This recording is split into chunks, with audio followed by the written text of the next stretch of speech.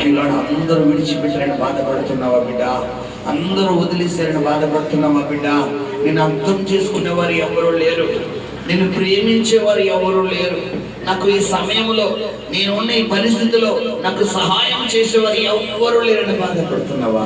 భయపడకమ్మా, ఆయన సహాయకర్త అంట. ఆయన సహాయకర్త. కర్త అంటే క్రియేటర్, పని చేయవాడు. ఆయనే సహాయం అన్న పేరుని క్రియేట్ చేసింది ఆయనే. అసలు సహాయానికి ఫుల్ మీనింగ్ అంటే యేసయ్యే. ఆయన యొద్ద నుంచి నీకు సహాయం అందబోతుంది. ఆయన యొద్ద నుంచి నీకు సహాయం అందబోతుంది. ఆయన బాహు రెక్కల నీడలో నీకు ఆశ్రయముగా మారబోతుంది. ఆయన నీకు సహాయకర్తగా ఉండబోతున్నాడు. మనుషుల వైపు తిరక్కమ్మా, మనుషుల వైపు తిరక్కు, మనుషులు అడక్కు. మనుషుల సహాయం వ్యర్థం. ఈ రోజు చేసి రేపొద్దున నేనే చేసానంట. కానీ నువ్వు దేవుడి వైపు తిరుగు. ఆయన యొద్ద నుంచి నీకు సహాయం అందబోతుంది. ఆయన యొద్ద నుంచి నీకు సహాయం అందబోతుంది.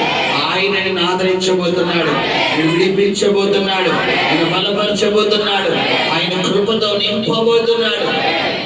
మహిమా మహిమా